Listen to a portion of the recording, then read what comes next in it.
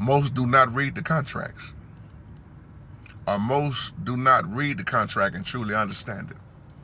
This is the video response back to you, Tarpley. I'm gonna speak from being a producer standpoint with music, laying tracks, as doing my own thing, not using a record label. That's why I want to use this title about not understanding the contracts. A lot of these rappers, years and years and years, have always gotten taken advantage of.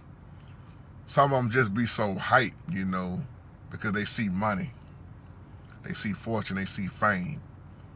And a lot of them will get the fame, but not the fortune. Yeah, you can get your name out there.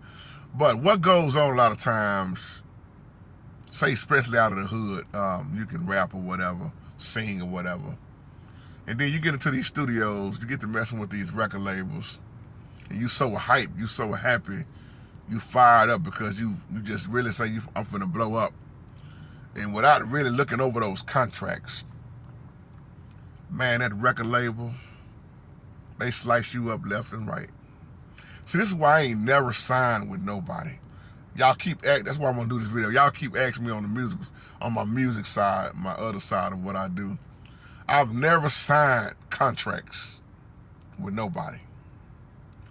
And I'm glad I didn't, and I'm glad that I was able to read between the lines before I actually made a huge mistake. Even back in the day, man, I had a chance to really get out there. I won't name names. I won't even name the studio I was dealing with at the time, but they know who they are and how they were just really trying to rip everybody off that was working for them, take advantage of them. And see, one thing I've learned is eye contact. When I sit down and talk with somebody, especially man to man, I'm gonna look you dead in your eyes, because eyes say a lot to me. And of course, my spiritual discernment. But when you start talking about business and you start fidgeting with your hands and looking at the flow and start talking about, I get back with you. See, this one dude wanted me to make so many tracks a week. But every time I would ask about the money, he wouldn't say nothing about it. He would change the subject, and he kept trying to throw this contract in my face. Hey man, sign this contract, sign this contract. And I would read it, didn't make sense to me, and it wasn't about nothing in the first place. See, the contract's supposed to protect both parties. And then you gotta realize, even in the big time field, you know how many people got ripped off? Do you know how much money Michael Jackson really could have made? Do you know how much money Prince really should have been making at the time? And you wonder why they start going against their labels. They start wising up, and then, unfortunately, sometimes it's just too late. But these labels, man, the folks that know the business, they so dirty. And I'm telling you, man, they know what to do, when to do, and how to do. And they will take advantage of you, and they will be making money off you, and you won't be getting hardly anything. You can sit down with any of the ones that got done wrong, and they'll tell you how they got done wrong and how they never made the money they should have made. And then a lot of them just didn't understand their contract. You just making songs. Whether you talk about TLC, whoever, man, back in the day, most of them did not get the money that they supposed to have gotten. And they was doing the shows and everything, touring, and a lot of them was just broke. And the label was wearing them out. See, I'm gonna come down your lane, I'm gonna come down your street, because you was talking about back in the day with NWA, Ice Cube, Yellow Boy, Dr. Dre, Ren, all of them, et cetera, et cetera. When you look at the diss albums, when Dre started dissing Easy versus Dre, a lot of people don't even know this, man. See, Easy was smart. He was smart. And Cube kept trying to warn them about how that Jerry, was making so much money, they wasn't getting paid what they should have been paid. But even when they start beefing, see, one thing Easy done, Easy, what he did with Dre, he had Dre to sign, make sure I say this right, because you got the exclusive. Okay, He had Dre as an exclusive producer and an exclusive artist. In other words, he still had Dre tied down in so many ways, okay?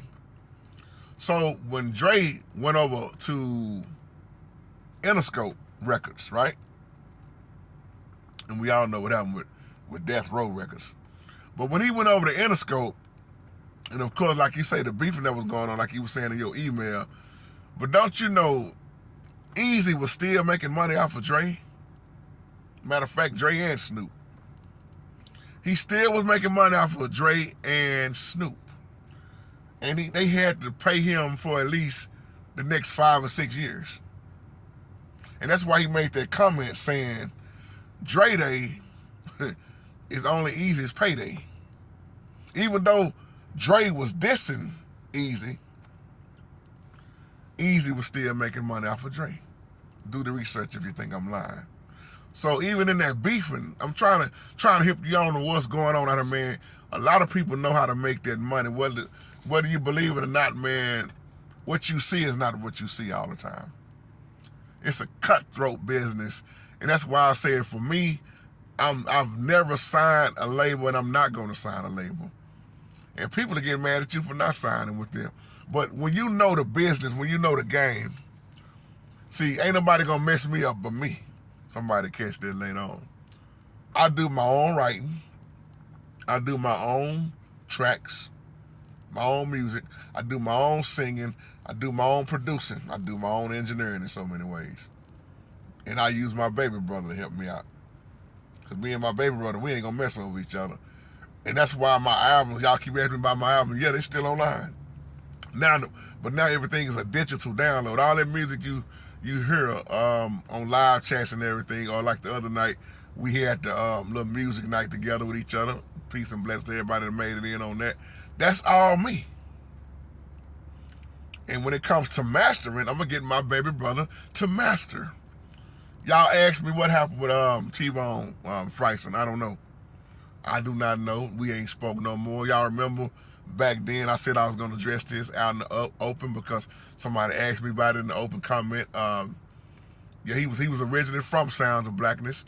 And when I redid that song, what did it do, JT? Y'all said it ain't really done nothing. And my little brother, he mastered it. He never got his money.